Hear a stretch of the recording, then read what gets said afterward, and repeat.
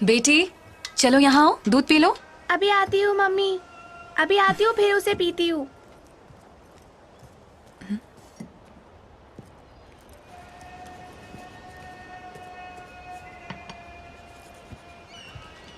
मेरी प्यारी बेटी। दिखाओ।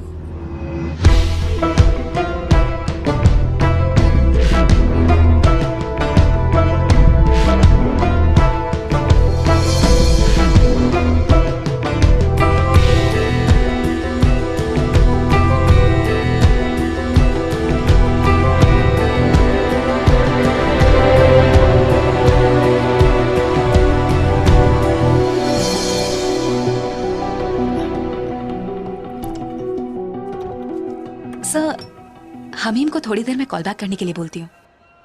Okay sir. ज़ायरा। पापा जी। बताइए ये ड्राइंग कैसी है? अरे वाह, very good.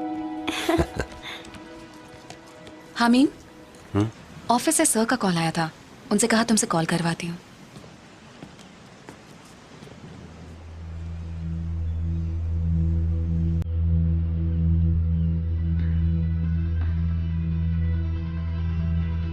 Good luck. Thank you.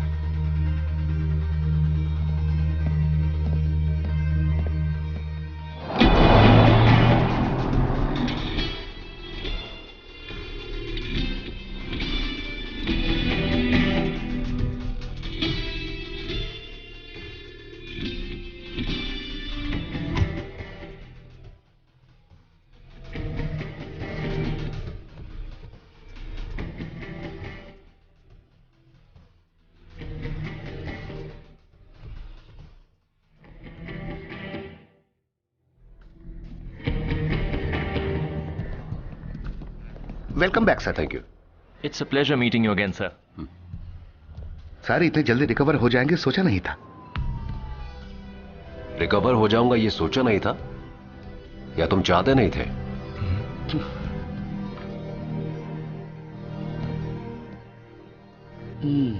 पहले ये बब्बर शेर था, पर पिछले केस में इसका शिकार हो गया।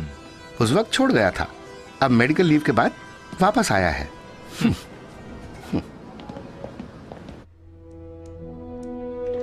That was my mistake. मुझे तुम्हें उस केस के लिए फोर्स नहीं करना चाहिए था। I know that you are completely fit now, but वो केस आज भी वहीं का वहीं है जहां तुम उसे छोड़कर गए थे। लेकिन अशोक कुमार को वो केस देने के बाद वैसा कोई वाक्य अब तक नहीं हुआ।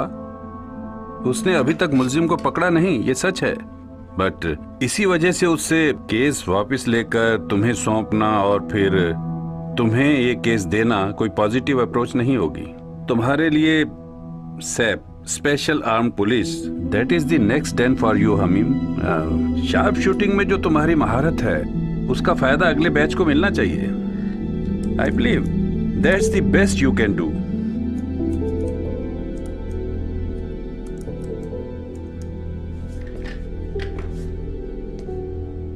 Haider, are you leaving?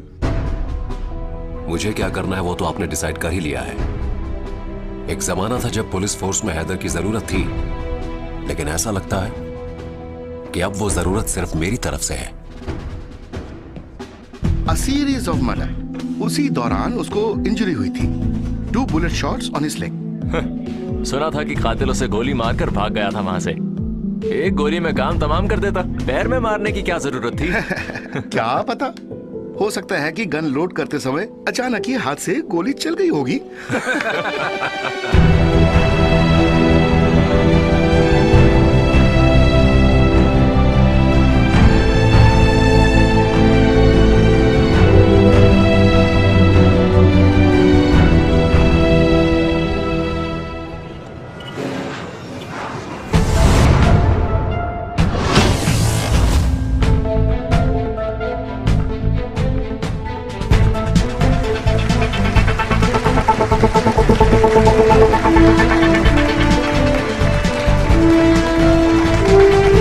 पहले 1 नवंबर की शाम को चेकुमपुरम नाम के गांव से जिष्णु अचानक लापता हो गया था। आज भी उसके माता पिता और उसके गांव के लोग उसके वापस आने का इंतजार और उम्मीद कर रहे हैं। उन्हें विश्वास है कि जिष्णु वापस जरूर आएगा।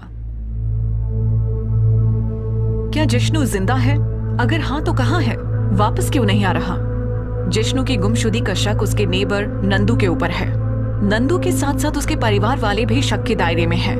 पुलिस आज तक इस केस में किसी नतीजे पर नहीं पहुंच पाई है। थर्ड आई ने इससे पहले भी इस तरह के अनसुलझे केसेस को आगे बढ़ाने में मदद की है। जिष्णु का केस भी ऐसे ही रीओपन होने के इंतजार में है। आज थर्ड आई के इस प्रोग्राम में शामिल हुए नंदू का, जिष्णु के माता पिता का, चेकुमपुरम गांव के यहाँ आए गांव निवासियों का, एक्सपर्ट पैनल का एक बार फिर से धन्यवाद करते हुए एक और अनसुलझे केस के साथ फिर से आपसे मुलाकात करेंगे थर्ड आई के एक नए एपिसोड में। This is Harita Menon signing of.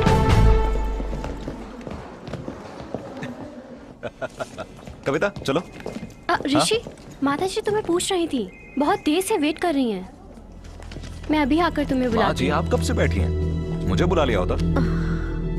मैं इनको हरिता मैडम से मिलवाता हूँ। तुम एक काम करो, गाड़ी लेकर निकलो। मैं अभी पहुँचता हूँ। ठीक है, आइए माँ जी। प्रेस मीट है, जल्दी आ ठीक है जाना।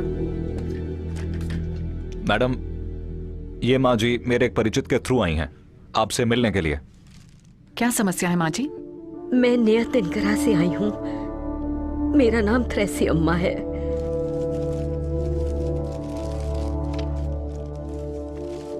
ये मेरी बच्ची है जिमशी। माँ जी बात क्या है बताइए। ये बिना माँ बाप की बच्ची है। पिछले 6 महीनों से इसका कोई पता नहीं है। सुबह स्कूल गई थी, वापस लौट कर नहीं आई। मैडम, थर्ड आई के अगले एपिसोड में हम इस केस को, इन माँ जी का कोई और नहीं है। मेरी बच्ची को ढूंढने वाला और मेरी मदद करने वाला और कोई भी नहीं है बेटी। माँ जी आप रोइए मत, मैं समझ सकती हूँ। मुझसे जो भी मदद हो सकेगी मैं करूंगी। आइए माँ जी चलते हैं।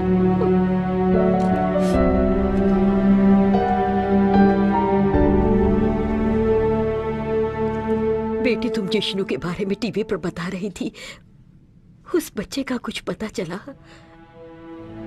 नहीं।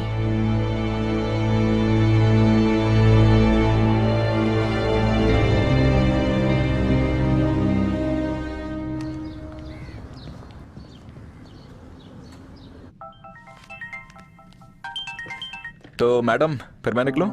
टाइम हो गया है। वैसे आज कहाँ जा रहे हो? प्रेस क्लब में। वो मंत्री जी है ना, वन मंत्री। ओह, क्या इस्तीफा दे रहे हैं? अरे कहाँ मैडम, पूरा केरल भी उनके खिलाफ हो जाए तो भी वो इस्तीफा देने के लिए तैयार नहीं होंगे। हमारी तरफ से सवाल पूछ के उनकी परेशानी मत बढ़ा देना, जानते हो ना? मैं जानता हूँ, हमारे चैनल की रोजी रोटी का सवाल है, ऐसे कैसे खिलाफ जा सकता हूँ? तुम जाओ। Okay ma'am.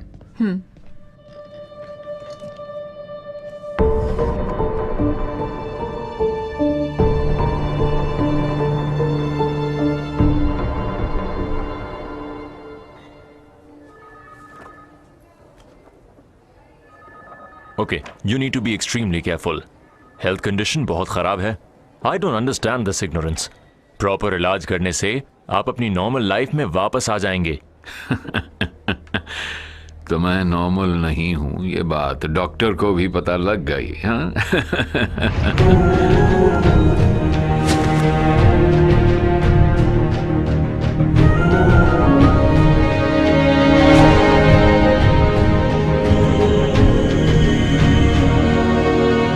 ज्यादा दौड़ भाग ना करके थोड़ा आराम कर लीजिए। डॉक्टर तुम तो जानते ही हो, मैं पादरी होने की वजह से अभी तक जिंदा हूँ। मुझे बहुत से लोग बर्दाश्त नहीं कर पाते हैं। हाँ?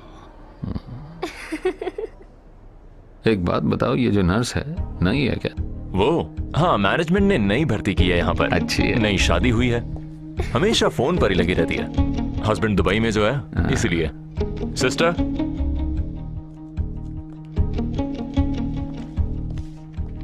ये फादर की फाइल है, इसे अलमारी में रख दो। Yes doctor. एक मिनट सुनो, इधर आओ।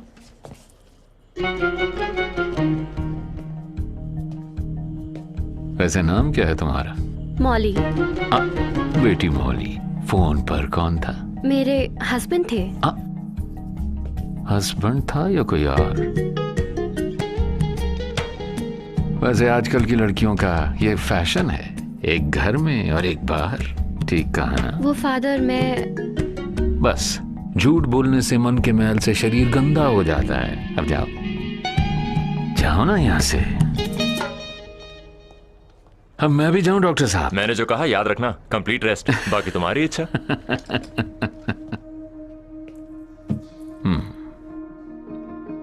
डॉक्टर साहब, हो सकता है मैं भी जीसस की तरह क्रॉस पे चढ़ जाऊं, या फिर मैंने जैसा कहा कोई मुझे मार भी सकता है। पर उससे पहले मुझे एक छोटा सा काम करना है, तो जाऊं? यीशु तेरे बंदे यीशु मसीह को सलाम। हाँ, खुश रहो। ये इसके सिर पे क्या हुआ? स्कूल में किसी बच्चे के साथ लड़ाई हो गई थी। पत्थर मारा इसके सर पर, तो टांके लगे हैं। बहुत ज्यादा जिद्दी है, आप ही इसे कुछ समझाइए ना। मैं बात करता हूँ। किसने मारा भाई तुम्हें? मेरी क्लास का एक लड़का है। अच्छा। असेंबली में खड़े होते वक्त उसने मुझे धक्का दिया, इसलिए मैंने उसे मारा। उसी का बदला लेने के लिए उसने छुप के मुझ पर पत्थर फेंका। जख्म तो कुछ दिनों में भर जाएगा। सुन, 2 दिन बाद चुपके से तुम भी उसे पत्थर मारना, पर एक बात का ध्यान रहे कि निशाना चूकना बिल्कुल नहीं चाहिए। हाँ, तो चलो प्रॉमिस करो, निशाना नहीं चुकेगा तुम्हारा। इसीलिए तो लोग इसे पागल बुलाते हैं।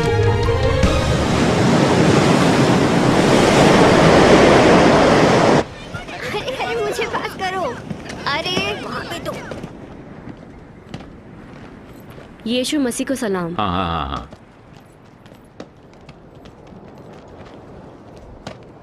हाँ, हेलो, हरिता मेनन? या स्पीकिंग। हाँ, मैं फादर वर्गीस पुनियालन, बीच वाले चर्च का पादरी हूँ। बताइए फादर। बेटी, मैं तुमसे मिलना चाहता हूँ। काम क्या है फादर? सभा के लिए लगातार आर्टिकल्स लिखकर मैं थक चुका हूँ बेटी। 5 साल पहले मैंने जो किताब अल्लाह था राकू पिन्निले लिखी थी, उससे तुम्हें बहुत दिक्कत हुई थी ना। मेरे खिलाफ हो गए थे सब लोग। वो तो फादर होने की वजह से सबने मेरी जान बख्श दी, वरना सच कहूं तो मुझे बहुत अच्छा लगा, और इसीलिए मैंने अभी दूसरी एक किताब लिखी है अभी, और मैं तुम्हारे शो थर्ड आई में ये किताब सबके सामने लाना चाहता हूं, और उसका कारण किताब के अंदर ही है। तो बताओ, तुमसे कब मिल सकता हूं मैं? फादर एक काम कीजिए, आप घर आ जाइए। घर का पता और टाइम मैं मैसेज कर देती हूँ। Okay, thank you Harita, thank you very much.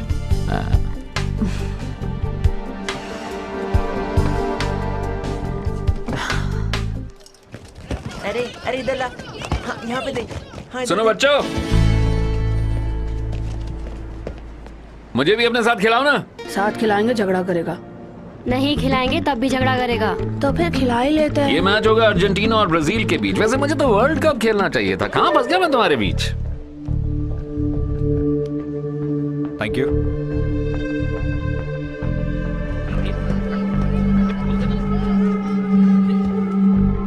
सुनो, तुम वर्गीस नाम के किसी फादर को जानते हो? कौन? वो बीच के पास के चर्च वाला? अभी उसी से बात हुई थी क्या? हाँ। आपने शायद उन्हें पहचाना नहीं।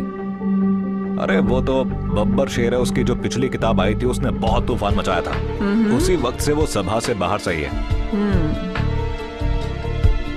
वैसे उसने कॉल क्यों किया था? कह रहा था उसने एक नई बुक लिखी है।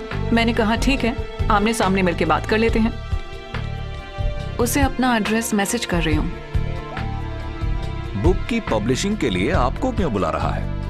ये जरूर पहले की तरह कोई गड़बड़ चाल है। देखते हैं।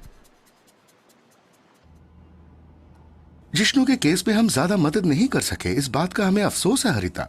मैंने आपसे पहले भी कहा था ना सर, थर्ड आई को केस खत्म करने वाले प्रोग्राम की तरह पोर्ट्रे ना करें। हम सिर्फ कुछ बंद दरवाजों को खुलवाने की कोशिश कर रहे हैं, दैट्स ऑल। हो सकता है इसी कोशिश के बीच में कोई सुराग मिल जाए, और इसी के लिए तो हमने रिटायर्ड जजेस और पुलिस वालों का एक पैनल बनाया हुआ है सर।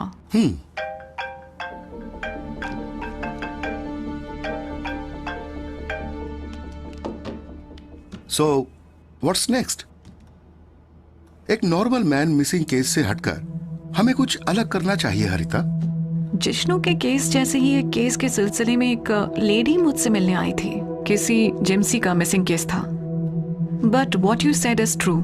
सेंसेशनल केस को ओपन करने से ही हम लोगों की दिलचस्पी बढ़ा सकते हैं। ये कुछ पुरानी केस फाइल्स हैं जिन्हें मैं आपको रेफर कर रही हूँ।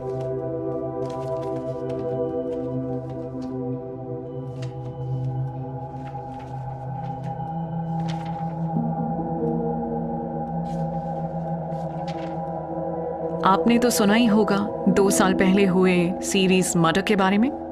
Cemetery case. 3 औरतों का मर्डर हुआ था। पहली लेडी डॉक्टर सैंड्रा मैरी, दूसरी एक मल्टीनेशनल कंपनी की मार्केटिंग हेड आयरिन थॉमस और तीसरी थी LIC एजेंट लेसी जेकब। इन तीनों का कत्ल आसपास ही हुआ था। अभी पिछले कुछ दिनों से मुझे जितने भी ईमेल्स और लेटर्स मिल रहे हैं उन सब में इस केस को रीओपन करने के बारे में कहा जा रहा है। So what is the status of investigation? इस केस का इन्वेस्टिगेशन हमीम हैदर नाम का एक पुलिस ऑफिसर कर रहा था। इन्वेस्टिगेशन के दौरान ही उनका एक्सीडेंट हो गया जिस वजह से उन्हें इस केस से हटा दिया गया। उसके बाद इस केस के इंचार्ज बने SP Ashok Kumar. But still the killer is a mystery. उसका क्या नाम बताया तुमने? हमीम हैदर। अब वो कहाँ है? SAP का शूटिंग ट्रेनर है। तो हैदर अभी केस पे नहीं है? नो। उसको रहने दो। Then mister Ashok? Sir, Ashok Kumar मेरे साथ कॉलेज में पढ़ता था, इसलिए डिटेल्स कलेक्ट करने में कोई प्रॉब्लम नहीं होगी। So, what's your stand? Are you going forward? I think this case is a challenge. So, shall I? Thank you. Good luck. Thank you, sir. Welcome. Hello Harita. Ashok, how are you? I am fine. और बताओ, मुझे कैसे याद कर लिया? मुझे तुमसे मिलना था, एक मदद चाहिए। उसमें क्या है, तुम तो कभी भी मिल सकती हो। अभी मैं यहाँ एक बड़े केस की इन्वेस्टिगेशन कर रहा हूँ। मैं कॉल बैक करता हूँ। Okay, bye. Okay, thanks.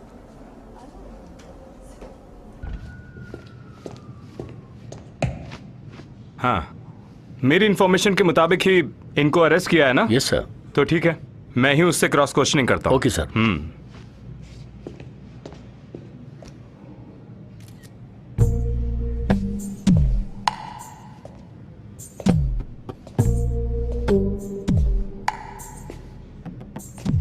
क्या नाम है तुम्हारा? शालिनी। कितने दिनों से इस फील्ड में हो? बोलती क्यों नहीं? अरे रो मत। और तुम्हारा नाम क्या है? रेशमा।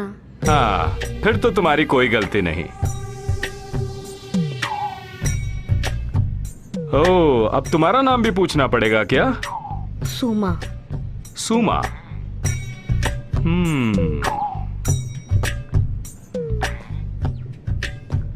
नमस्कार सर। हट्टे कट्टे हो, कोई काम क्यों नहीं करते? साला। सर, रेड के समय यही था इनके साथ। अच्छा सर, मैं तो सिर्फ रास्ता पूछने गया था। रास्ता पूछने? अरे वो कहाँ जाने का रास्ता? हाँ, साला झूठ बोल रहा है। झूठ बोल रहा है यहाँ पे। सर, अरे नहीं सर। चंद्रशेखर जी, इन दोनों को उठा के अंदर डाल दो। ठीक है सर। मैं इन लड़कियों से अभी कुछ और पूछताछ करना चाहता हूँ। ठीक है सर। पता करना है कि इसमें कुछ बड़े लोगों का हाथ तो नहीं है। Okay sir. चलो चलो।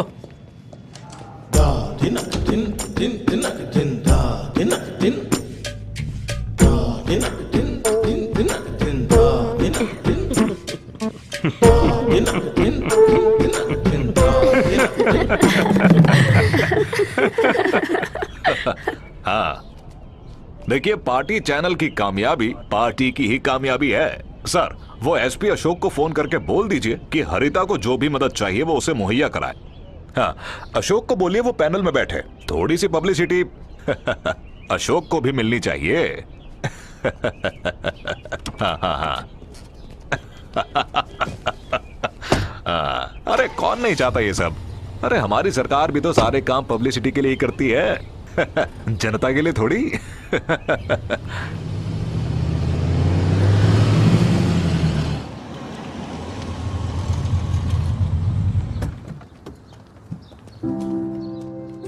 Hello sir. यस सर, मैं जाइना, हम फॉर लाइफ के मेंबर्स हैं। Oh yes yes, I remember. Sir, हम चैनल के किसी प्रोग्राम में फॉर लाइफ की एक्टिविटीज को लेकर एक डिस्कशन करना चाहते हैं। Being a popular programme, we prefer Third Eye. लेकिन थर्ड आई के प्रोग्राम के नेचर के साथ आपके काम का कोई तालमेल नहीं है। लेकिन हाँ, पैनलिस्ट में या स्पेक्टेटर्स में या फिर किसी खास केस के साथ आपको लिंक कर सकते हैं या नहीं, मैं देखता हूँ। ओके, ठीक है, थैंक यू सर। ओके।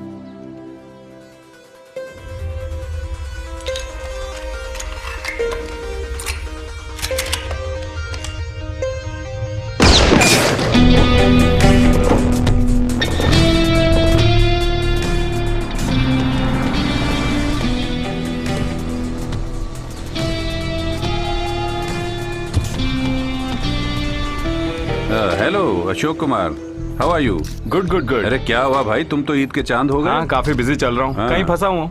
वो हैदर है ना वहाँ पर। अरे भाई, बिना दांत का शेर, वो याद है ना आपको?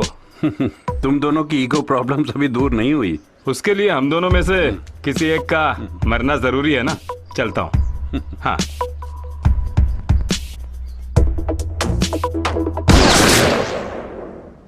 जी। तुम्हारे निशाने चूक रहे हैं हैदर। उंगलियों में ताकत नहीं बची, या फिर तुम्हारा दिल तुम्हारे शरीर का साथ नहीं दे रहा। पर जो भी हो, ये बहुत खतरनाक है। तुम्हारे पास एक पुलिस ऑफिसर की पूरी पावर मौजूद है, लेकिन उसके बावजूद कुछ नहीं कर पा रहे हो। क्या ऐसी बात की फ्रस्ट्रेशन है?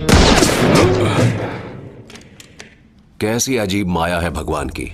शिकारी के हाथ से हथियार छीनकर अनाड़ी के हाथ में पकड़ा देता है। सर, ये स्पेशल आर्म्ड फोर्स के एनुअल कैंप की डिटेल्स हैं। You are leading the team sir. तो फिर कब से है camp? Next to next week in Delhi. Oh, okay, तुम जाओ। ठीक है सर।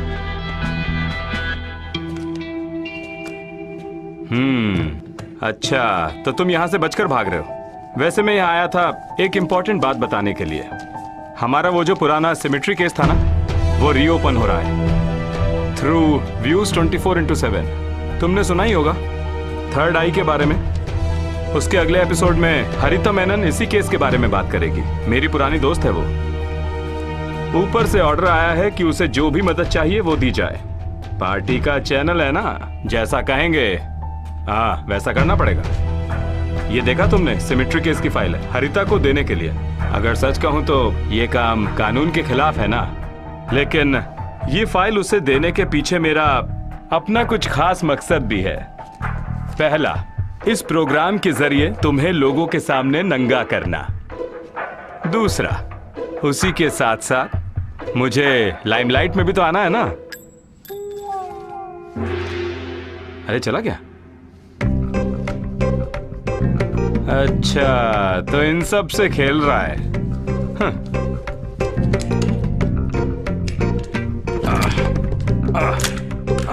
कैसी बीमारी है, कैसी गन है ये, कितनी भारी है और आवाज भी बहुत ज्यादा है।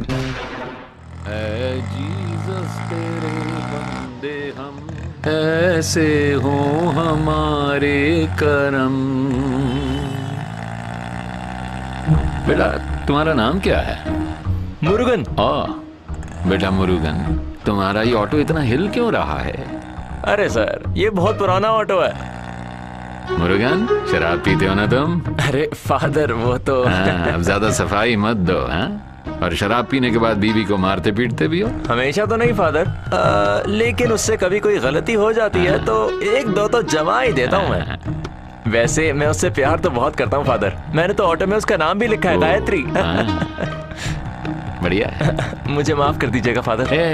अगर बीवी ने गलती किया तो दो चार हाथ जमाने में कोई बुराई भी नहीं है मुरुगन बेटा। वो बच्चे तुझसे तेज गाड़ी चला रहे हैं यार। अरे तू भी चला ना जोर से। अच्छा, स्पीड चाहिए फादर। अरे ये लो।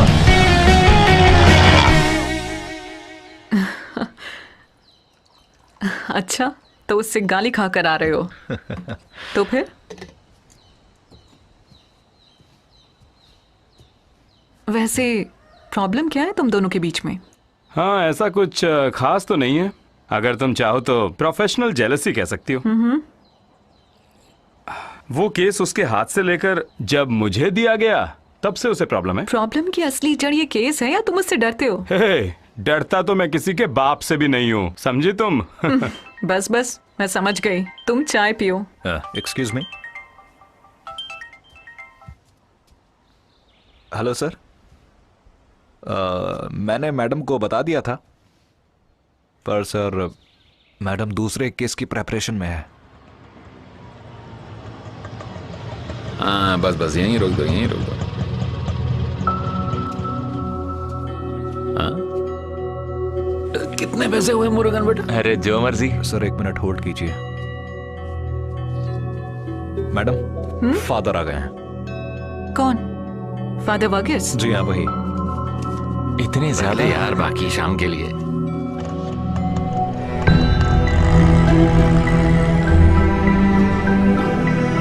यीशु तेरे बंदे। हाँ हाँ।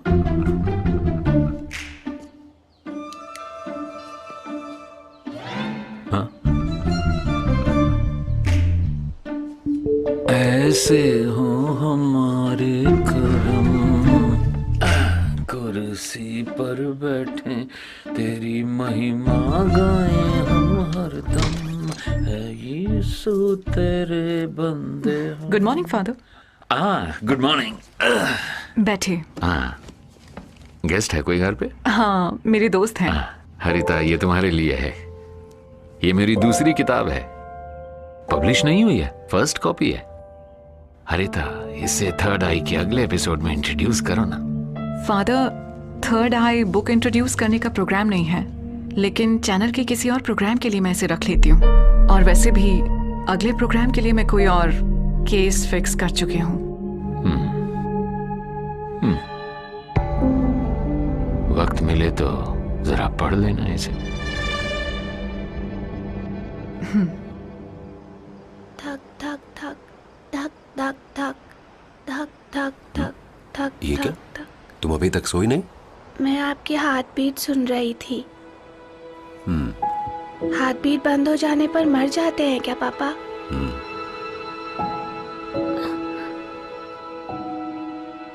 पापा, अपने पैर का निशान एक बार और दिखाओ ना। आज से पहले तुम कई बार देख चुकी हो। एक बार और प्लीज। लो। दर्द हो रहा है क्या पापा? नहीं तो सिर्फ निशान ही है। बेटा, सुबह स्कूल नहीं जाना क्या? चलो जाके सो जा। मैं पापा के पास यहीं पर सोऊंगी। ये लड़की भी ना। तुम भी यहीं सो जाओ। अच्छा, तुम्हारी छाती तो जैसे मैदान है, बिस्तर बिछा लूं इस पर? क्या बात है, परेशान लग रहे हो? कुछ नहीं, बस ऐसे ही कुछ सोच रहा था। काम करने के लिए कॉन्फिडेंट नहीं फील कर रहा हूँ। इतनी चिंता क्यों करते हो? सब ठीक हो जाएगा, हम हैं ना साथ में। जानता हूँ, वही तो मेरा एक सहारा है। एक टाइम था जब मैं इसकी कीमत नहीं समझता था। आज हेड ऑफिस से कॉल आया था, मुझे कैंप के लिए दिल्ली 2 हफ्ते के बाद जाना है। I am supposed to be leading the team, पर मैं ऐसा कर नहीं सकता तुम लोगों को छोड़कर।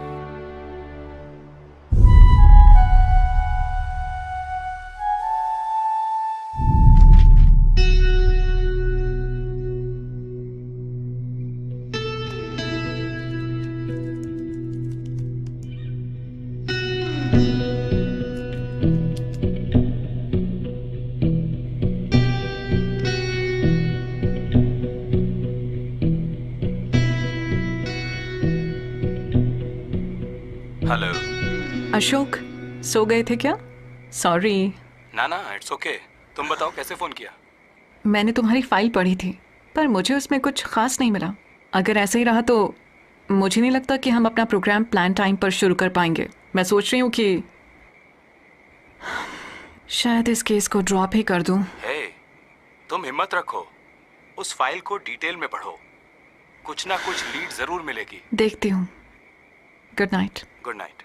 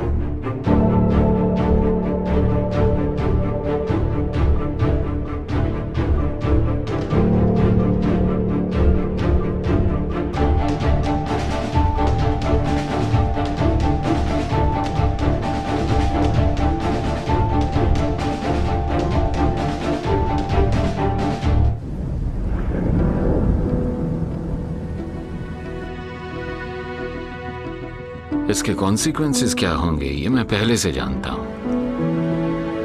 फादर इससे भी पहले एक किताब लिख चुके हैं सर। बहुत हंगामा हुआ था उस पर, चर्च के अनुयायियों और सभा दोनों के बीच। सबसे पहला विरोध तो हमारी सभा में ही होगा। उनके लिए तो मैं सबसे बड़ा धूर्त पुत्र हूँ, ये सोचते हैं वो मेरे बारे में। नॉट ओनली दैट, ये केस अभी भी बंद नहीं हुआ है। तुम लोगों को मुझे प्रोटेक्शन दिलवाना ही पड़ेगा। अब पूछोगी नहीं कि क्यों? You are running a media, वो भी रूलिंग पार्टी का चैनल चलाती हो, तो जनता तक सारी सच्चाई पहुंचने तक मेरे जीवन, मेरी प्रोटेक्शन की जिम्मेदारी तुम्हारी बनती है। वैसे फादर को बस यही एक आश्वासन चाहिए हमसे। Father is a very good lead for this show, so we should not miss this opportunity. Sir, अगर हम नहीं तो कोई और चैनल इसे टेकअप कर लेगा, so why should we miss this? अगर मेरी ये शर्तें तुम लोग नहीं पूरी कर सकते हो तो रहने दो। उस हालत में मैं किसी और चैनल के पास जाऊंगा, so you can decide. Okay, I understand. वैसे अगर फादर ने मुझे चुना है, there is a motive behind it. आखिर हमारा ही चैनल क्यों? मैंने पूछा उनसे। Answer is very clear. Third eye is a live show. छुपे हुए रहस्य तुम्हारे शो में लोगों के सामने आते हैं, that too in real time. Program के टेलीकास्ट के दौरान किसी और का इंटरफेरेंस हो ही नहीं सकता। यही वजह है, सिर्फ यही एक वजह है। So what do you say Haritha? Now the decision is yours. So, when can we start our first episode? Shall we?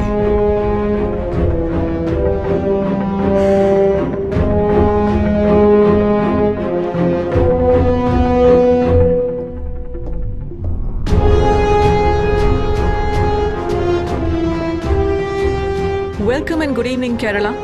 This is Harita Menon with yet another exciting beginning of a new case opening on Third Eye. सत्य की तलाश करते समय खुलने वाली हमारी third आई। जब ये तीसरी आंख खुलेगी तो चारों तरफ तबाही मच जाएगी। आज फिर सच के साथ थर्ड आई खुल रही है।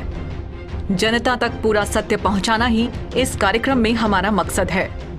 हम यहाँ अधिकार, निशानी, परंपरा या समूह नहीं बल्कि मनुष्य, कारण, परिस्थिति और सत्य की बातें करते हैं। व्यक्ति की सत्यता की परख करने में सहायता करने के लिए हमारे पास एक एक्सपर्ट पैनल है। रिटायर्ड हाई कोर्ट जज mister Subramanya Swamy, retired DGP Suleman Rowther, criminal psychologist Mrs Leela Amma Varghese and SP mister Ashok Kumar. इन सब के अलावा जनता में से चुने हुए कुछ दर्शक भी हैं। हर बार इस थर्ड आई के फ्लोर पर आते वक्त संबंधित केस के बारे में मैं पूरी तरह से तैयारी और रिसर्च करके आती हूँ, लेकिन आज इस मंच पर मैं भी आप ही की तरह अनभिज्ञ हूँ। आज इस केस को ओपन करने से पहले मैं आपको एक इंसान से मिलवाना चाहती हूँ। आने वाले समय में इस फ्लोर पर सबसे ज्यादा बोलने वाला वही इंसान होने वाला है। I welcome father Varghese पुनियालम।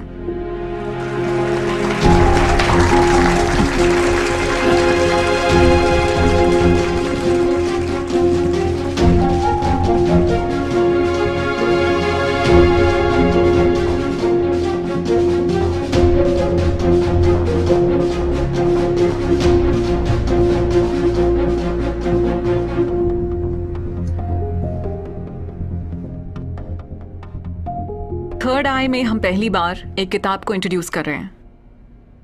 अगर आप ये किताब यहाँ लाए हैं तो उसके पीछे कोई मकसद तो जरूर होगा ना? कहिए फादर।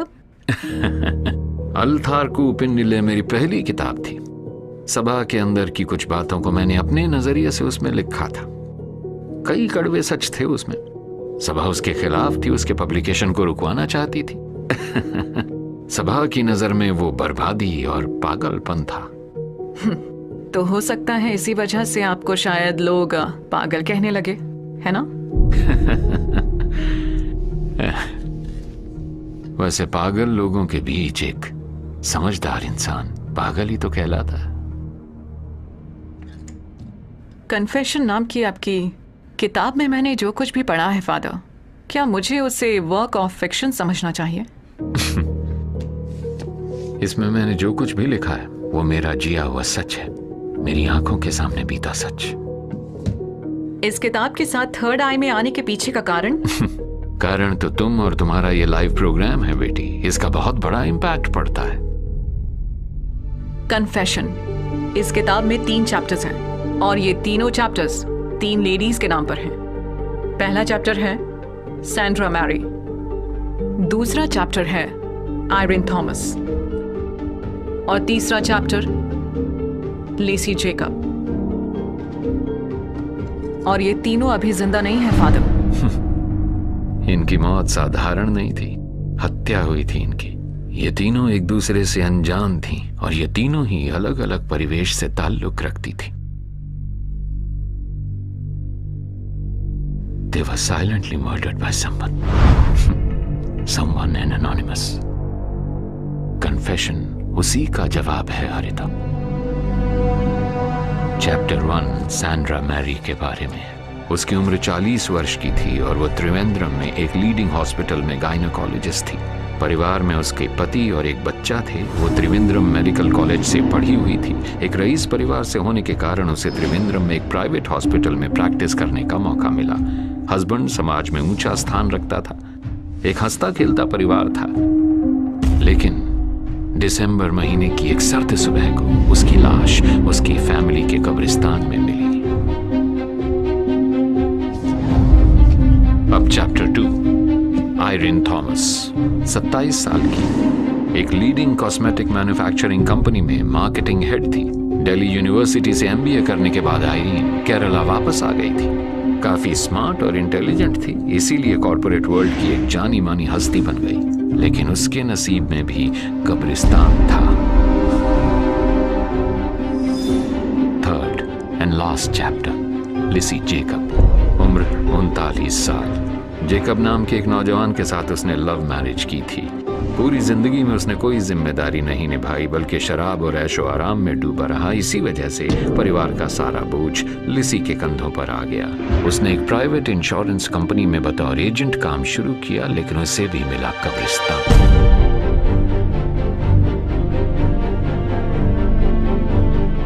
इन तीनों महिलाओं के जीवन और मृत्यु के बारे में जो भी कहा गया है वो सब सच है, ऐसा हम मानते हैं।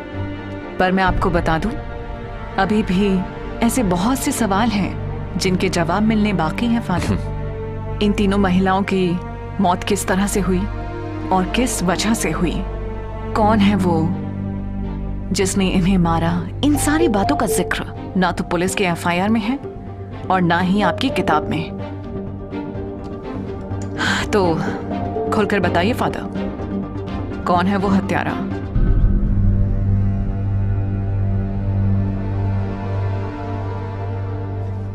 इस किताब के जरिए मैं अब जो कन्फेशन करने वाला हूं उसकी जानकारी जनता और सरकार तक इस लाइव प्रोग्राम के जरिए पहुंचेगी, क्योंकि मैंने जो कुछ भी किया है वो जघन्य अपराध है। हे जीसस क्राइस्ट, मैं बहुत बड़ा पापी हूं। मुझे सबसे बड़ी सजा दो। मुझे अपनी शरण में ले लो जीसस क्राइस्ट। मुझ पे कृपा करो जीसस।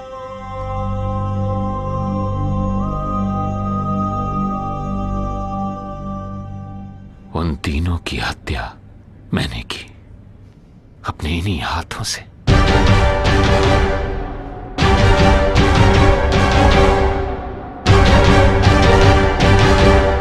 इस केस की जांच करने वाले SP अशोक कुमार आज के हमारे पैनल में हैं, जानते हैं ना फादर? मिस्टर अशोक कुमार, कहना चाहते हैं आप कुछ?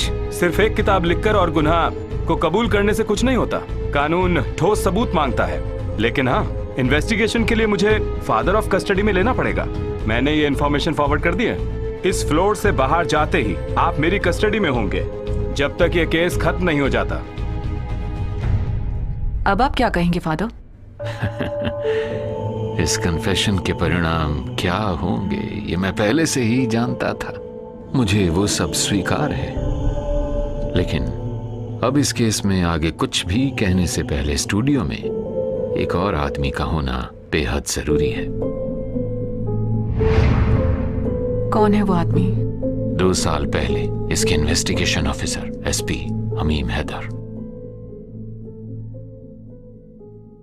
अगर वो यहाँ नहीं आया तो मैं कोर्ट में ये कहूंगा कि ये पागल पादरी का फितूर है।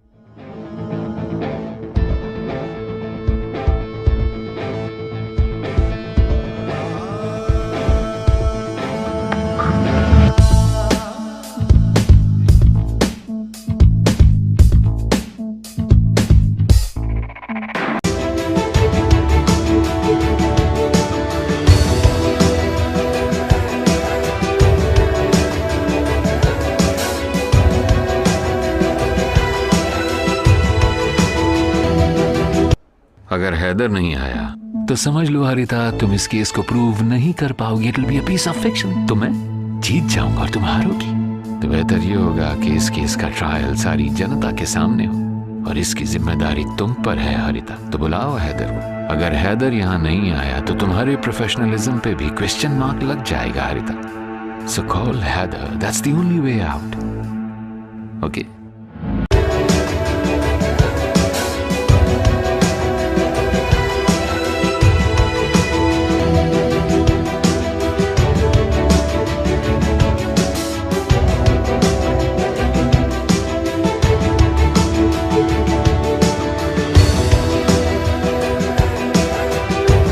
हमीम हैदर नाम है उसका।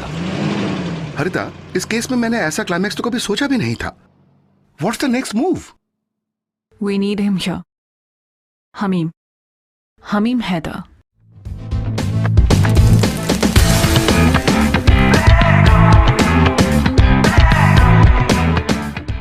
फादर पुण्यालन का जो भी बयान है वो बहुत ही ज्यादा दुर्भाग्यपूर्ण और तकलीफदेह है। सभा इस केस का सामना किस तरह करने वाली है? व्यूज 24/7 के हरिता मेनन के मुताबिक सिमेट्री केस के अगले एपिसोड में सभा ने अपने एक प्रतिनिधि को भेजने का फैसला किया है। इस केस में आने वाला फैसला अगर परमात्मा और न्याय के अनुसार होगा तो सभा उसे मानेगी। मामा बॉल। क्या? अरे पकड़ो पकड़ो।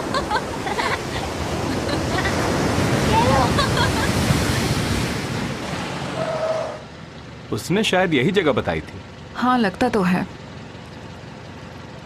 जो आदमी फोन तक नहीं उठाता, हम उसके पीछे क्यों लगे हैं?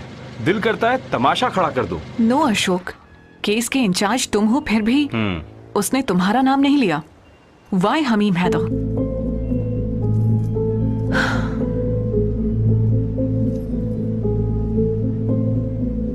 हेलो मिस्टर हैदर, मैं पहुंच गई हूं। ओके।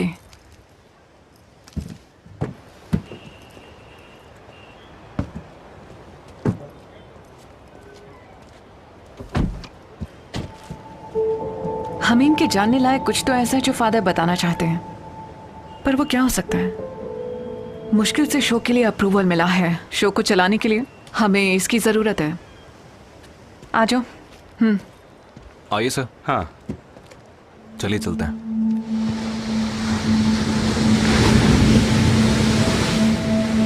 Hello sir. हेलो। मैं यहाँ किस लिए आई हूँ ये तो आप जानते ही होंगे। किसी सिर फिरे पागल ने चैनल की टीआरपी के लिए जो नाटक किया है वही है ना सब्जेक्ट? हाँ, अभी देख। बड़ी मुश्किल से चैनल के सभी प्रोटोकॉल से बाहर जाकर मैंने फादर वर्गीस पुण्यालम के साथ सेकंड एपिसोड के लिए अप्रूवल लिया था। ऋषि। हाँ सर। कल रेड में मैंने जो लड़कियां पकड़ी थी उनका वीडियो है। अच्छा है ना? अच्छी लग रही है ना सब? व्हाट्सएप कर दीजिए। व्हाट्सएप? नहीं, उसको मैं नहीं जानता। तुम्हारे चैनल के नाटक के साथ जुड़ने के लिए वो आदमी है, उसको ले जाओ।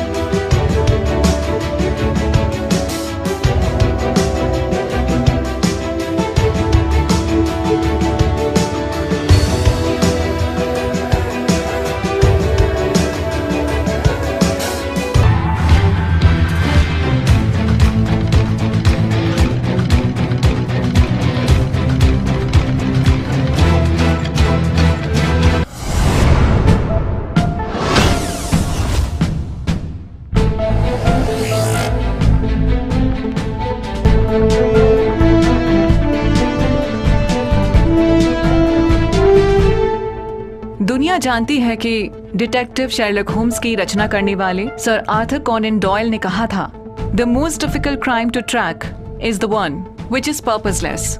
बिना किसी मकसद के किए जाने वाला जो क्राइम है उसे सुलझाना मुश्किल है। आज यहाँ जनता को हैरान कर देने वाले सीरीज ऑफ मर्डर केस की परतें खुल रही हैं। हॉट सीट पर हैं सिमेट्री केस में खुद को कातिल बताने वाले फादर वर्गीस पुनियालम।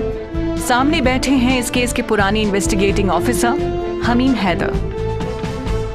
मैं जानती हूँ आपको इस केस का हिस्सा बनने में कोई दिलचस्पी नहीं है। शायद आपको ये समस्या है कि एक पुलिस ऑफिसर के तौर पर आप जो नहीं कर पाए वो इस चैनल पर हो रहा है।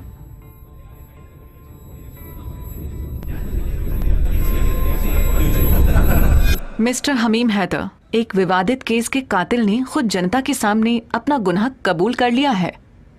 इस पर आप क्या कहना चाहेंगे? फादर वर्गीस पुनियालन का जो कन्फेशन है, मेरे ख्याल से वो जनता के सामने उनका किया हुआ एक छोटा सा नाटक है। सिमेट्री केस के गुनहगार ये नहीं है। अंतरात्मा से बचकर कोई नहीं जा सकता, चाहे मैं स्वर्ग में जाऊं या नर्क में। आपसे तो मेरा सामना होगा ही। आपका जो दायां हाथ है वो मुझे पकड़ लेगा और अंधेरा मुझे जकड़ लेगा। मैं कितना ही छुपने की कोशिश करूं, आप मुजरिम को पकड़ ही लेंगे, है ना? वैसे मैं इंसान के मन में बसे हुए भगवान की बात कर रहा था, आपकी नहीं। सर, आप तो भगवान नहीं हैं, आप तो इंसान हैं और इंसान की अपनी लिमिटेशंस होती हैं। इसीलिए तो 3 हत्याओं के बाद आप मुझे पकड़ नहीं पाए। I think is wasting a time, at least mine. Father Varghese को जनता पागल सिरफिरे के नाम से बुलाती है। इनकी बात पर मैं किसी कीमत पर भरोसा नहीं कर सकता। मुझे लगता है कि कन्फेशन नाम की किताब को ये लोगों के सामने लाकर उसकी पब्लिसिटी करना चाहते हैं। यही इनका मकसद है। मुझे अपने कर्मों का पश्चाताप और प्रायश्चित तो करना ही होगा। मैंने जितने भी पाप किए हैं वो मैंने इस किताब में लिखे हैं। जिसने मर्डर किया है वो भला फांसी पर क्यों लटकना चाहेगा? You said it.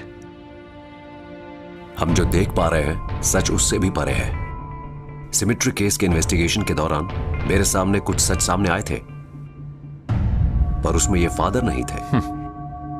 ऐसे कई सवाल मेरे मन में हैं। अगर फादर उनका जवाब दे सके तो मैं मान लूंगा कि गलती मुझसे हुई थी।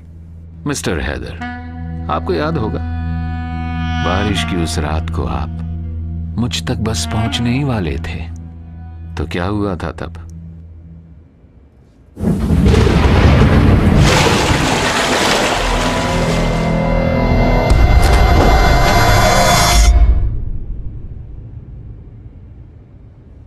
गन पॉइंट पे होने के बावजूद मैंने आपकी जान नहीं ली थी।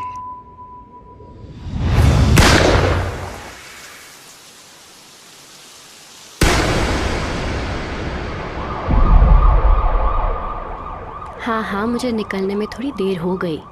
मैं देर से भी घर पहुंचूं तब भी वो माइंड नहीं करते। उतनी फ्रीडम तो है। इसीलिए मैं भी उनके पर्सनल मैटर्स में दखल नहीं देती। म्यूचुअल अंडरस्टैंडिंग है। Okay, bye then. मैं कल कॉल करती हूँ।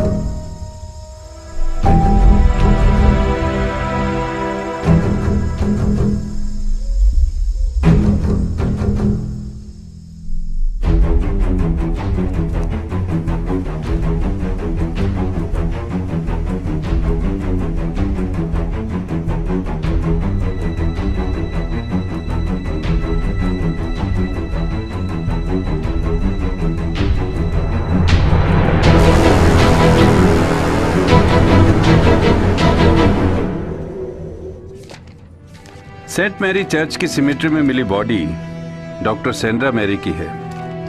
चर्च के आसपास के किसी व्यक्ति का इसमें हाथ होगा। First investigation report. I am handing over this case to you Haider. सभा की ओर से ज्यादा प्रेशर है मुझ पर, संभल कर आगे बढ़ना। Which means, चाहे सिमेट्री में किसी की मौत क्यों ना हुई हो, पर वो ये नहीं चाहते कि चर्च में कोई जांच के लिए आए, स्पेशली पुलिस, है ना सर? प्लीज हैदर, अपने उतावलेपन को इस केस से दूर रखना। It's very sensitive. तो ये मतलब हुआ कि हमें सिर्फ खोजी कुत्ते वाला काम करना है। सूंघ सूंघ कर कातिल के पास पहुंचना तो है, पर उसे दबोचना नहीं है। कमाल की होती है पुलिस की नौकरी। हैदर, कभी कभी पुलिस से ज्यादा इज्जत तो कुत्तों को मिल जाती है। विद ऑल ड्यू रिस्पेक्ट, आने वाले दिनों में मेरा ध्यान इस केस पर ही रहेगा। Very good.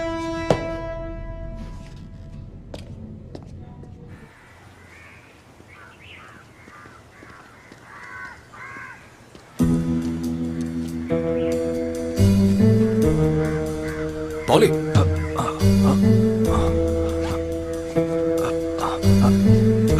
चलो।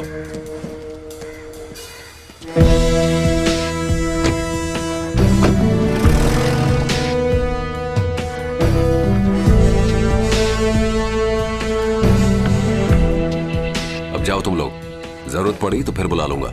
ठीक है साहब। FIR में जो कुछ लिखा हुआ है उससे ज्यादा कुछ नहीं मिला। आसानी से कैसे मिल जाएगा? हम जिसे ढूंढ रहे हैं वो कोई आम आदमी नहीं। चलो गाड़ी में। Okay sir.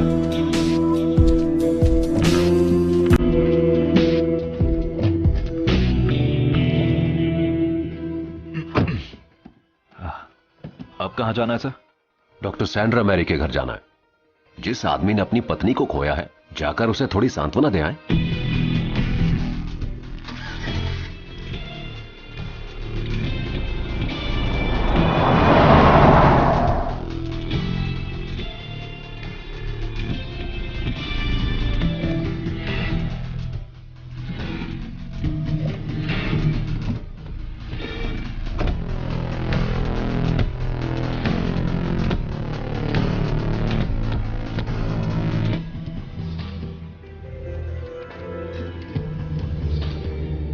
Good morning. Good morning. I am SP अमीर हैदर। आइए। मैं इस केस का। बैठिए।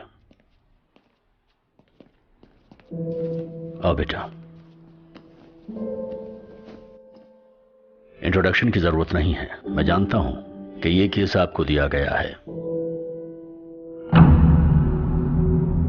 डॉक्टर सैंड्रा मेरी वाइफ की कंसल्टिंग डॉक्टर भी थी। ये हमारा बेटा है निक्सन। हेलो सर, मेरी माँ ने किसी का क्या बिगाड़ा था sir? Why did they kill my mother?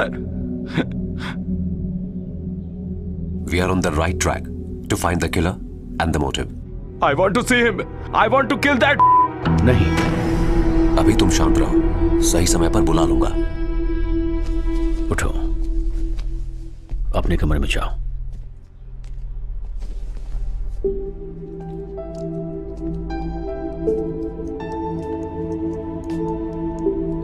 क्या आप लोगों के बीच कोई प्रॉब्लम थी? आई मीन, रिलेशनशिप से जुड़ी कोई प्रॉब्लम? या, दैट वाज इयर्स बैक।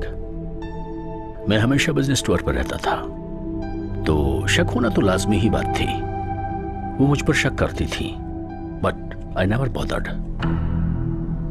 देखिए, मैं आपके रिलेशनशिप के बारे में नहीं पूछ रहा हूं। I was asking about your wife, doctor Sandra. No, nothing.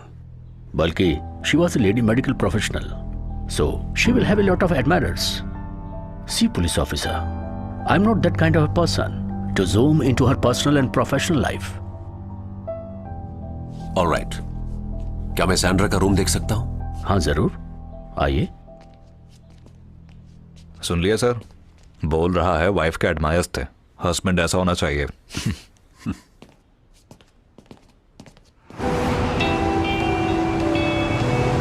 Doctor Sandra Mary जिस हॉस्पिटल में काम कर रही थी, वहां से तो कुछ नहीं मिला सर। और दूसरी बात यह कि डॉक्टर सैंड्रा मैरी को इस हॉस्पिटल को ज्वाइन किए हुए भी ज्यादा वक्त नहीं हुआ था। सो डॉक्टर सैंड्रा मैरी के बारे में और जानने के लिए हमें उनके पिछले हॉस्पिटल भी जाना पड़ सकता है। बिल्कुल। What do you think about John Matthew? Sir मुझे नहीं लगता कि उसकी वाइफ की मौत से उसे कोई फर्क पड़ा है। Very natural behaviour. हो सकता है एक्टिंग कर रहा हो, है ना sir? He is accepting the reality and moving ahead. But Nixon, उम्र कम होने के बावजूद माँ के कातिल के लिए उसके अंदर बहुत गुस्सा है। I think he is mentally disturbed. Dr. Sandra Mary, honest, sincere, hardworking and empathetic to the poor. इसका मतलब ये हुआ कि उनके साथ किसी की कोई दुश्मनी या नफरत नहीं थी। फिर कौन हो सकता है?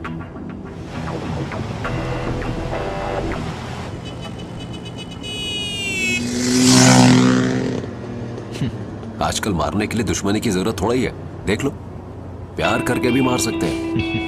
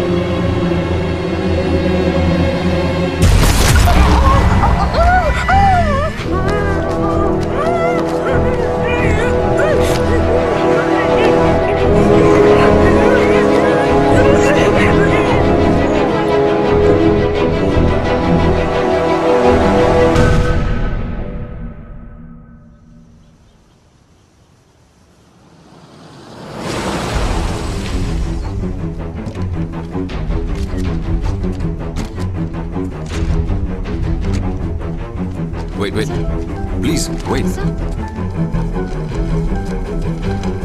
वहीं रुकिए आप लोग।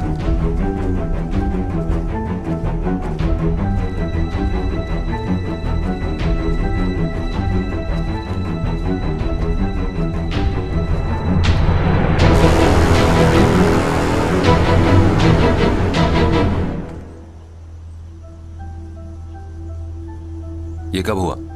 आज सुबह ही सर। पुलिस को किसने इन्फॉर्म किया? मैंने किया था सर, और देखते ही मैंने सबसे पहले फादर को इन्फॉर्म किया। इस समय फादर कहाँ है? चर्च में है सर।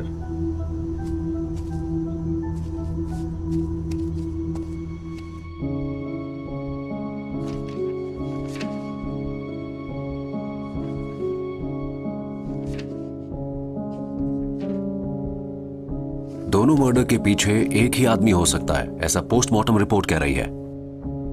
मर्डर को करने का टाइम और मर्डर के वेपन का चुनाव लगभग एक जैसा ही है। लेकिन सर, दोनों ही समाज में अच्छी खासी हैसियत रखती थी, इसलिए इसमें पर्सनल रिवेंज जैसी कोई बात नहीं लगती। अभी कुछ नहीं कहा जा सकता, पर एक बात पक्की है, मर्डर करते टाइम खून की एक बूंद भी नहीं टपकी है। वो औरत या मर्द जो कोई भी है, बहुत शातिर है। पुलिस से एक बात बिल्कुल साफ हो जाती है कि उसने बिना कोई सबूत छोड़े मर्डर प्लान किया है। तुमने उनकी कॉल डिटेल्स चेक की थी? Yes sir, we got the details.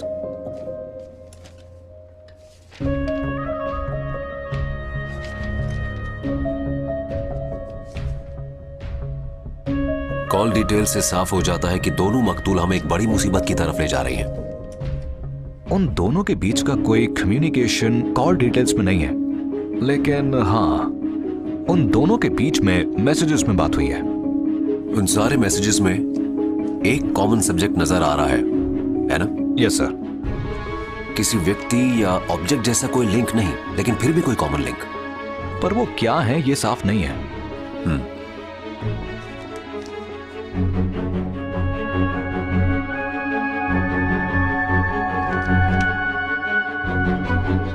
Angels.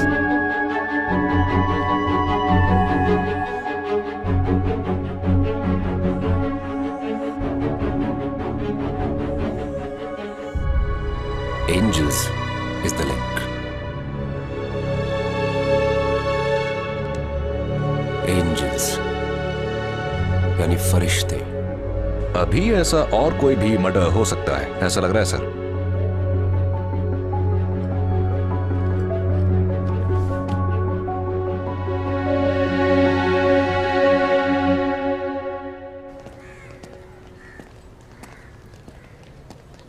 ठीक है, पर ये फुल टाइम एक्टिविटीज के लिए तो टाइम नहीं है।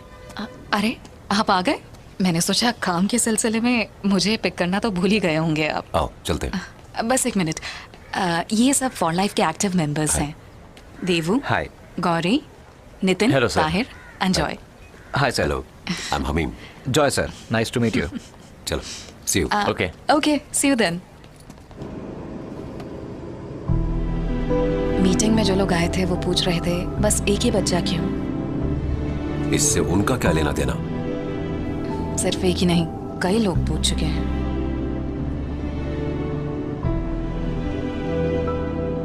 एक को तो हम पहले ही खो चुके हैं हमीम। हीरा को भी तो कोई चाहिए ना। इस बार बच्चा होने पर भी मुझे बेटी ही चाहिए, हीरा जैसा एक और फरिश्ता।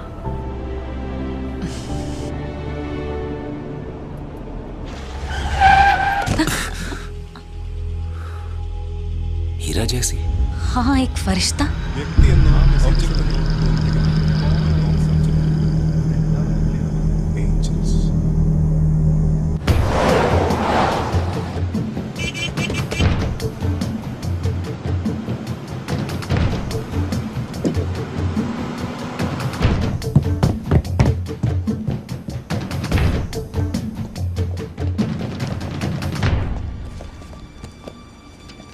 सर, एंजल लिखे हुए कंटेंट वाले मैसेजेस इस नंबर से किसी और नंबर पर भी भेजे गए हैं।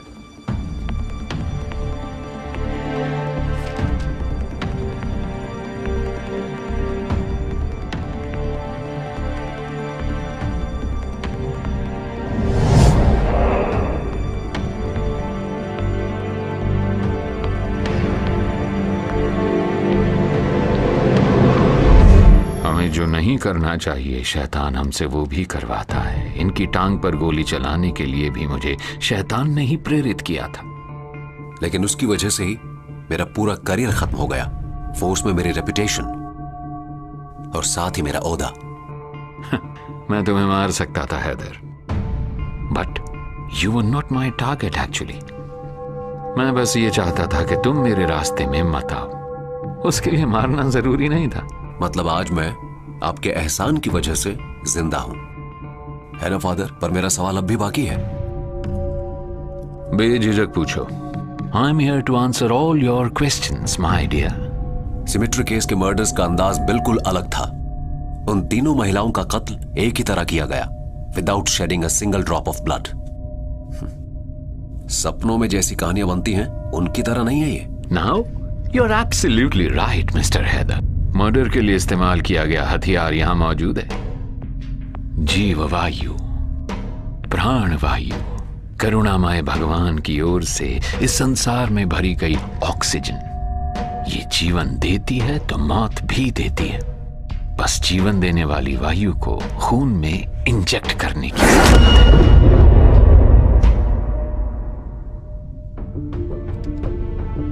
डॉक्टर, मैं पूछना चाहूंगी, फादर का व्यवहार बहुत विचित्र है क्या, या इसका कोई वैज्ञानिक आधार है? बिल्कुल, एयर एम्बोलिज्म कहा जाता है इसे। अगर जबरदस्ती हमारे शरीर में ऑक्सीजन डाल दी जाए तो हार्ट में बड़े बबल्स जमा हो जाते हैं और ये लंग्स में जा रहे ब्लड को रोक देते हैं। The victim can die within minutes. Mister Haider, father Varghese ने मर्डर्स कैसे किए ये तक बता दिया।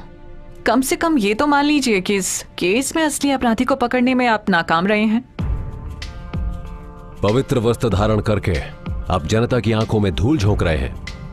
हम दोनों अच्छी तरह जानते हैं कि इस केस से आपका कोई संबंध नहीं है। Then why are you doing this? या फिर किसी और का अपराध फादर अपने सर ले रहे हैं? कन्फेशन बॉक्स में मैं मध्यस्थ की भूमिका में होता हूं, लोगों के संकट और दुख को ईश्वर तक पहुंचाने वाला मीडिएटर। लेकिन बार बार अगर वो एक ही चीज के लिए, कन्फेशन के लिए आते हैं, तो उस पाप का दंड मृत्यु है। तो भगवान की ओर से मैंने वो काम कर दिया। तो आपके कहने के मुताबिक उन तीनों औरतों ने ऐसा क्या पाप किया था? हर बार वो कन्फेशन बॉक्स में आकर अपने दुष्चरित्र को बताती थी, बार बार वही पाप करती। ऐसी औरतों की कामेच्छा को व्यभिचार नहीं कहा जाता सर, लेकिन पैसे से संपन्न ऐसी महिलाएं वैश्या से भी कई गुजरी हैं। किसी की कन्फेशन का राज लोगों के सामने बयान करना वर्जित है फादर। बात चाहे प्राणों पर भी आ जाए, तब भी एक पादरी को ऐसा नहीं करना चाहिए। यहाँ इस वक्त इस स्टूडियो में उपस्थित लोगों में इस केस से संबंधित लोग भी हैं। आइए देखते हैं वो क्या कहना चाहते हैं। मिस्टर नील फर्नांडिस।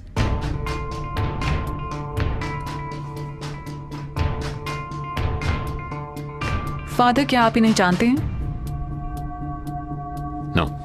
जिस आयरीन की हत्या करने की बात आप कह रहे हैं, इनकी उससे शादी होने वाली थी, लेकिन सगाई से 2 दिन पहले ही आयरीन की हत्या हो गई। नील फर्नांडिस, ये नाम मैंने कहीं सुना है, कन्फेशन बॉक्स में तो नहीं। अगर आयरीन के साथ आपकी एंगेजमेंट तय हो गई थी तो आपने उनके बारे में पूछताछ भी की होगी। आज वो लड़की जिंदा नहीं है, तो उसको चाहने वाला शख्स क्या कहना चाहेगा उसके बारे में? मैं ये जानना चाहती हूँ। मैम, वो सारी बातें तो मम्मी पापा ने डिसाइड की थी। मैं तो उस समय यूएस में था, लेकिन उनसे चैटिंग होती थी। सुनिए father, your allegation about her is wrong. यह रिश्ता घर के लोगों द्वारा जोड़ा गया था। लड़की के बैकग्राउंड के बारे में जाने बिना कोई भी पेरेंट रिश्ता तय नहीं करेगा। लेकिन बाद में पेरेंट्स के मना करने के बावजूद नील इस रिश्ते में अटका रहा। इरीन से रिश्ता क्यों तोड़ा? ये बताइए, फादर की बातों में सच्चाई है?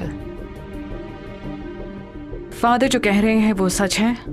फादर ने बिल्कुल सही कहा। एंगेजमेंट की डेट तक उन्हीं ने तय की थी। उसके बाद उन्हीं लोगों ने कहा कि ये रिश्ता ठीक नहीं रहेगा, लेकिन उस समय उसका रीज़न मुझे पता नहीं था। अब और कौन सा सबूत चाहिए?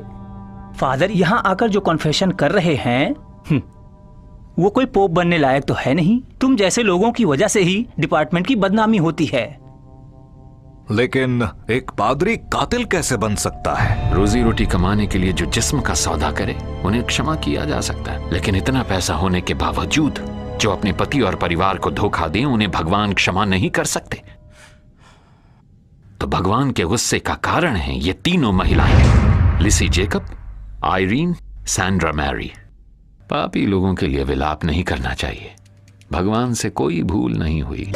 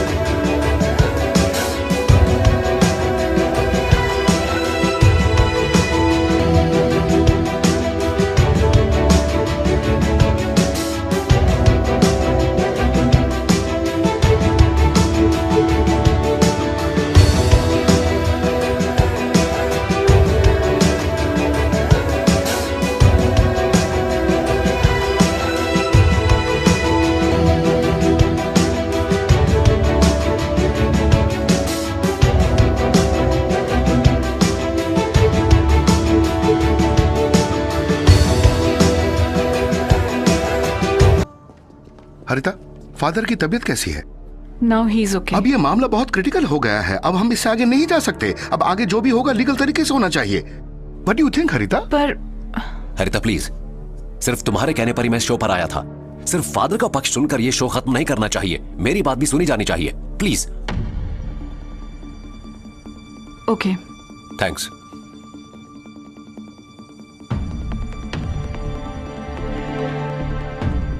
Hello Zara. Hamim, is everything alright? हाँ, सब कुछ ठीक है। I am okay. गुड़िया सो गई? वो तो कब की सो गई। Okay, I will be back soon. Bye.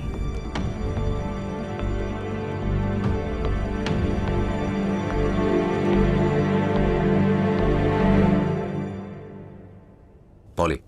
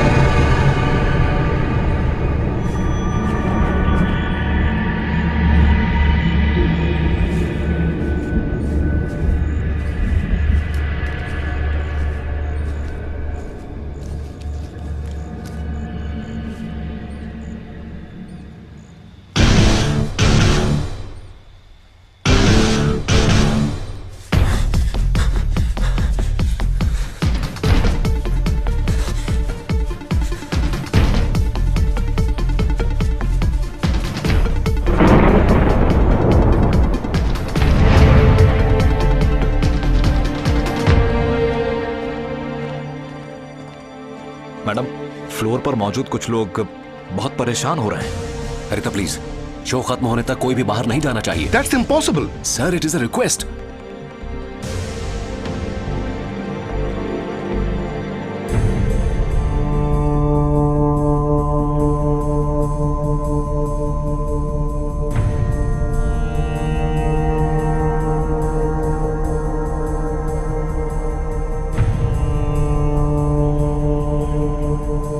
Third आई में इस वक्त चर्चा हो रही है बेहद विवादित सिमेट्री केस के बारे में, जो अभी तक अनसुलझा है, जो अभी तक अनुत्तरित है। मिस्टर हैदर, जो बात आप कह रहे हैं उसका क्या महत्व है?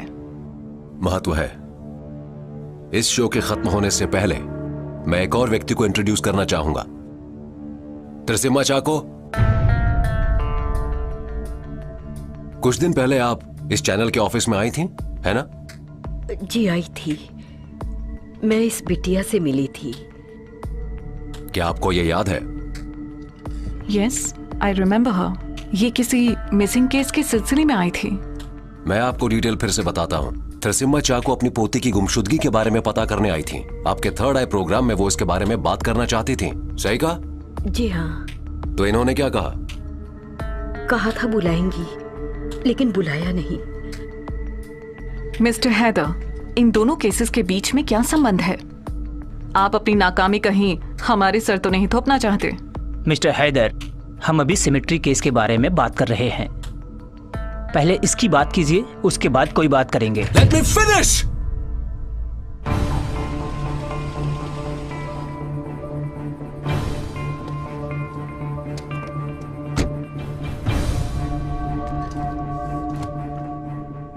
जिम्सी जेकब,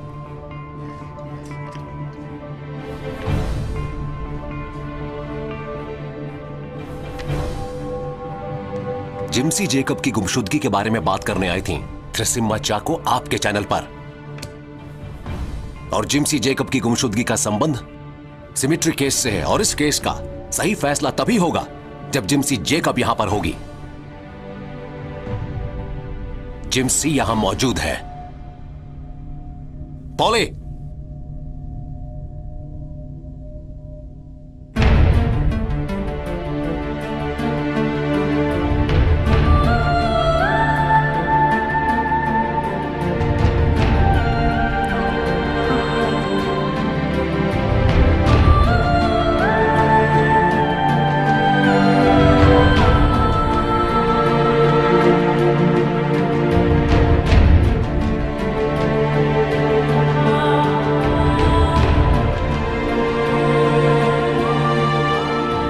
जिम्सी जेकब, स्वर्गीय लिसी जेकब की बेटी। जिम्सी, तुम डर तो नहीं रही हो ना? पॉली,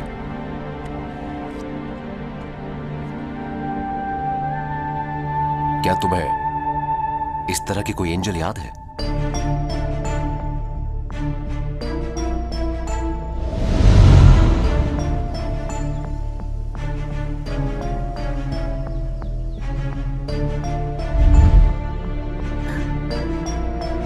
इस तरह के कई एंजल्स हैं मेरे पास। मुझे एक अंकल ने दिए थे। अच्छा, तुम उन अंकल को पहचान लोगी? हाँ शायद, मैंने उनकी एक ही झलक देखी थी।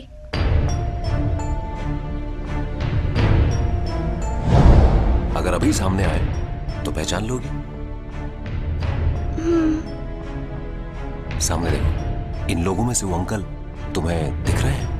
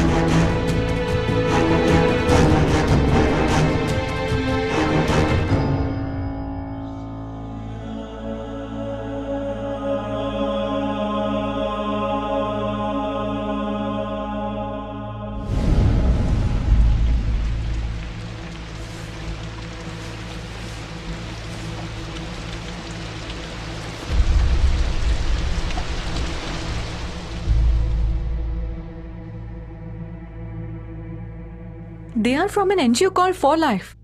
ये यहाँ पर हमारे खास मेहमान के तौर पर आए हैं। जिम्सी जेकब के लिए थ्रेसिमा के अकाउंट में हर महीने विदाउट फेल हर हाल में पैसे भेजने वाला, जिम्सी को तोहफे और एंजल्स देने वाला असल में एक ही आदमी है, और उस आदमी तक मैं सिमेट्री केस की तहकीकात करते करते पहुंच चुका था। अब आप सबको उसका नाम भी बता देता हूं, गौरी शंकर। किसी परिवार की आर्थिक मदद करना और एक छोटी सी बच्ची को कोई तोहफा दे देना एक क्राइम कैसे हो सकता है? लिसी की मौत हो जाने के बाद उसकी बेटी की देखभाल ये भला क्यों कर रहा है? जिम्सी जेकब को अपनी बेटी की तरह ये क्यों पाल रहा है? ये मैं तो समझ गया हूं, आप सब भी जान लें कि गौरी शंकर है कौन। जीवन के लिए काम करने वाली फॉर लाइफ संस्था और उसकी ये वर्दी तुम्हारी मदद नहीं कर पाएगी। सिमेट्री केस से मुझे ऑफिशियली अलग कर दिया गया था, लेकिन उससे पीछे हटने के लिए मेरा मन नहीं माना। I started from where I stopped.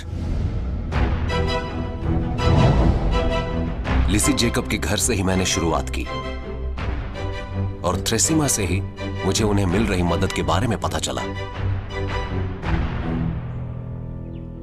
आस पड़ोस के लोग और साहब लोग इसकी मदद कर रहे हैं।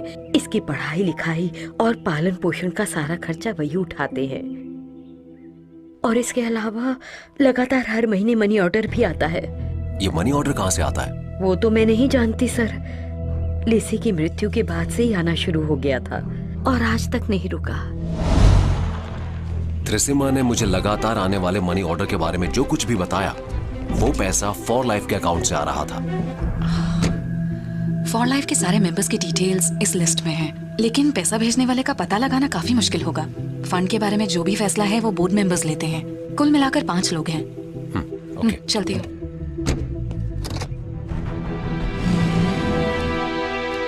सैंड्रा के सभी पुराने सहयोगियों से मैंने पूछताछ की। उनमें से मुझे गौरी शंकर तक पहुंचाया उस अटेंडेंट मुरुगन ने।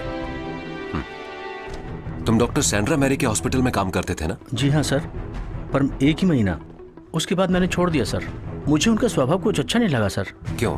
आखिर क्या बात थी? सर बात ये थी कि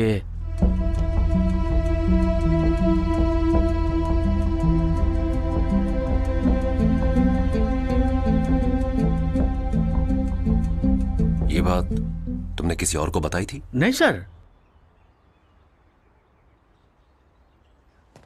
सर वो सर एक और सर को मैंने ये बात बताई थी। किसे बताई थी?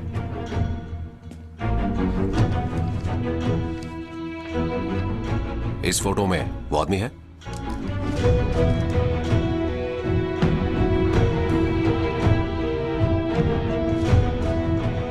गौरी शंकर की इन तीनों महिलाओं से दुश्मनी के बारे में मुझे तब पता चला जब मैंने डॉक्टर सैंड्रा की पेशेंट्स लिस्ट में नंदिता गौरी शंकर का नाम देखा। सिमेट्री केस के बारे में मैं कुछ नहीं जानता, लेकिन मेरी नजर में सैंड्रा मैरी, एरिन थॉमस और लिसी जेकब ये तीनों पापी महिलाएं थीं।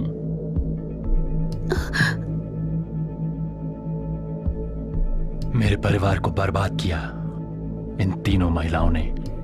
मिस्टर हमीम हैदर अभी तक जो कुछ भी कहा वो सब सच है। उन तीनों महिलाओं की हत्या मैंने की।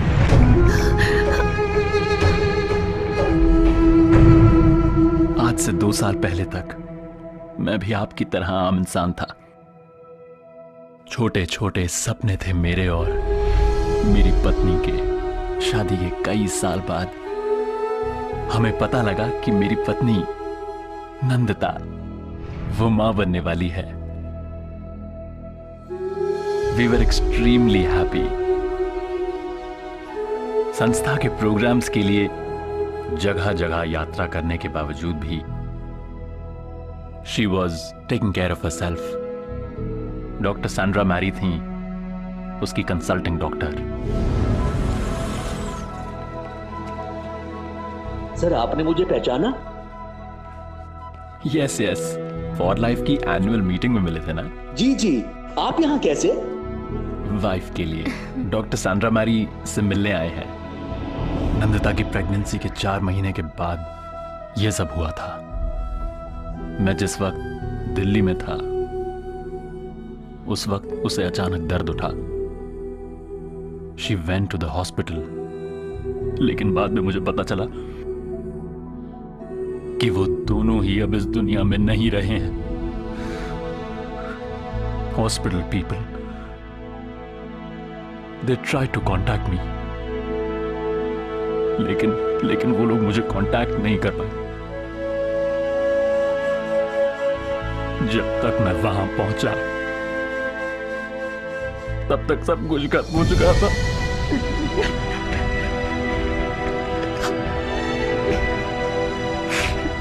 I lost my life. I lost my family.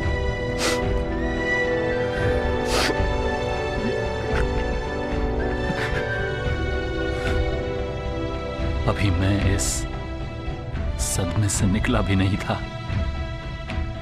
कि मुझे पता चला। सर, मैं आपसे मिलना चाह रहा था डॉक्टर सैंड्रा के सिलसिले में। वो जो कुछ भी कर रही थी वो बहुत अमानवीय था। वो बच्चों की जिंदगी के साथ खिलवाड़ कर रही थी। आपकी पत्नी को भी उसने झूठ बोलकर बचाया सर।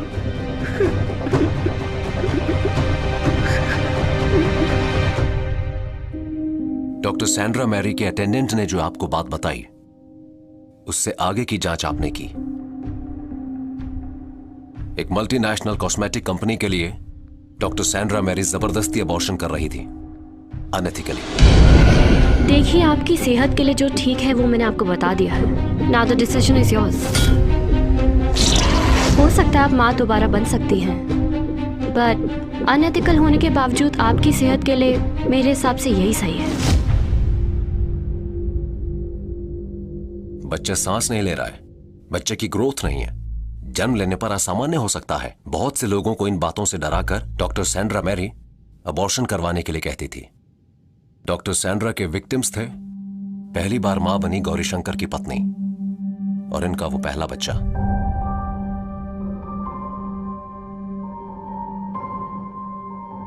डॉक्टर सैंड्रा इस कुचक्र में अकेली नहीं थी। कॉस्मेटिक तैयार करने के लिए 4 महीने के फीटस के सेल्स विदेश में मौजूद कंपनी के पास भेजने वाली केरल की ह्यूमन कॉरिडोर थी Irene Thomas. I got the most shocking revelation from Irene's room. Sandra के पेशेंट्स की डिटेल्स की कॉपी और फीटस ट्रेडिंग के धंधे में विदेश के साथ आयरीन का कनेक्शन अब साफ था। वहां से यह सब मुझे अच्छी तरह समझ में आ गया कि मेडिकल वेस्ट के नाम पर हॉस्पिटल से बाहर भेजे जा रहे अबॉर्टेड फीटस की कीमत विदेशी राष्ट्रों में लाखों रुपए की है।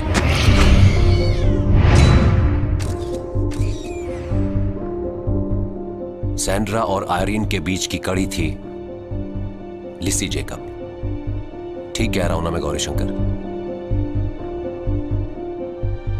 अब चिंता मत कीजिए अम्मा, जिम्सी मेरे पास सुरक्षित रहेगी।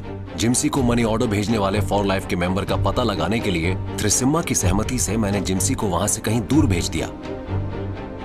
I knew that someone was watching us silently, but he did not turn up. चले?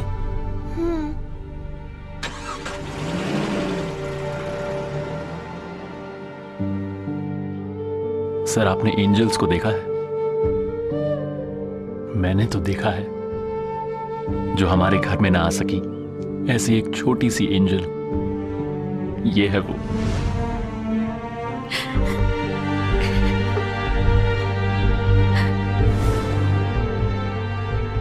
जो औरों को जीने नहीं देते हैं, जीवन की कीमत नहीं समझते, उन्हें जीने का कोई हक नहीं है। अपनी वजह से अनाथ हुई बच्ची का जीवन गरीबी में देखकर ये उसके रक्षक बन गए, इसे अपना समझने लगे और इसके भविष्य के लिए निवेश भी किया। सिमेट्री केस के पीछे जो भी कहानियां थीं, वो गौरीशंकर पर खत्म होती हैं, लेकिन अभी भी एक सवाल बाकी है। फादर वर्गीस पुनियालम, आखिर आप हैं कौन?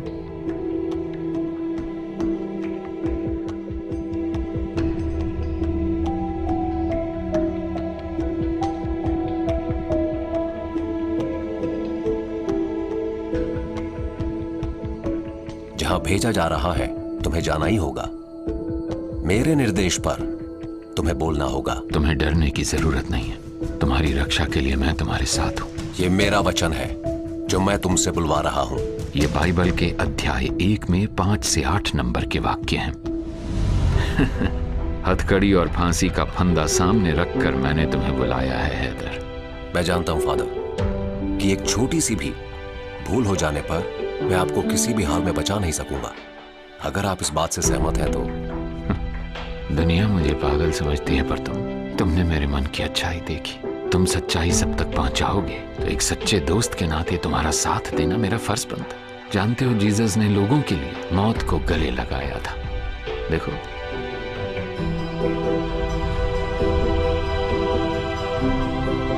अब बताओ, क्या मैं इतना भी नहीं कर सकता? तुम सच को सामने लाओ। फादर वर्गीस पुनियालन, आपकी अगली किताब का नाम होगा कन्फेशन। उसमें जो कुछ लिखना है वो ये रहा।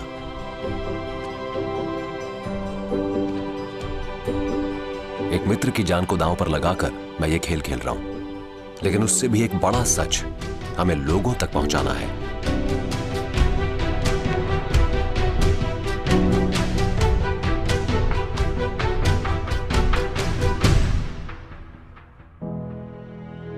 एक रियल लाइफ शो अब यहाँ आकर खत्म होने वाला है।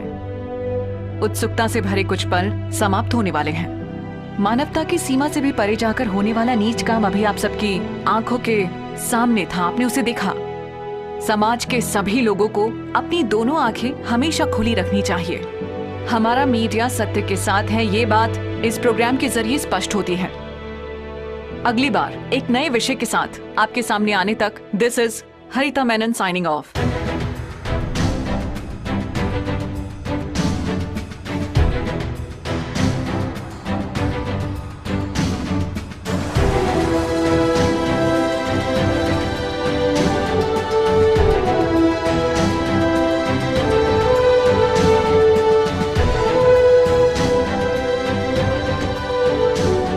एक ना एक दिन मुझे ढूंढते हुए हमीम मुझ तक पहुंच ही जाएगा, ये बात मैं जानता था।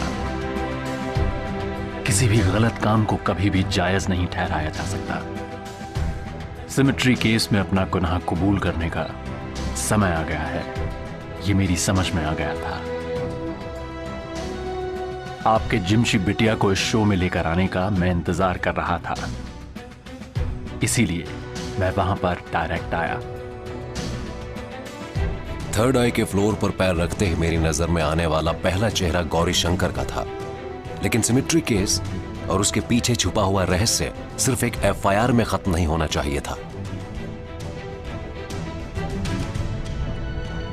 सभा और जीसस के अगेंस्ट ना तो मैंने कभी कुछ कहा ना कहूंगा।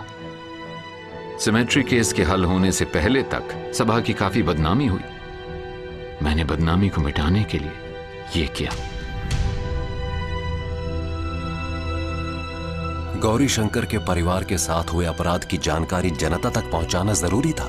इसके माध्यम से मैं उन अजन्मे एंजल्स को इस दुनिया में आने का एक मौका दे रहा था।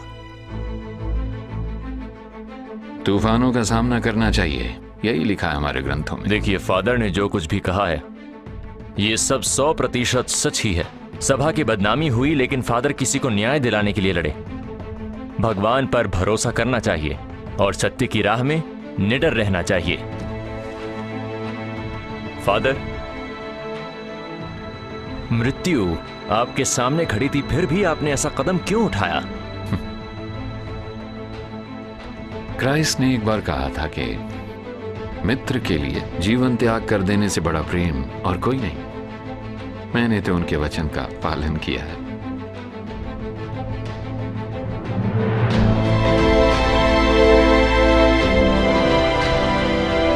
उन तीनों महिलाओं ने कभी भी मेरे सामने कोई कन्फेशन नहीं किया था और सभा के नियमों के खिलाफ मैंने कभी कुछ नहीं किया। ये तो आप जानते ही हैं ना। तो मुझ पर करुणा बरसाओ मेरे प्रभु।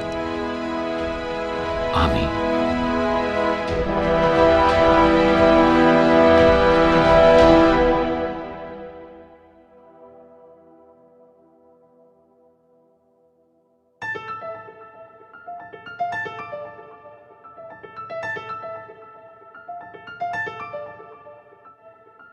There is a motive behind every crime.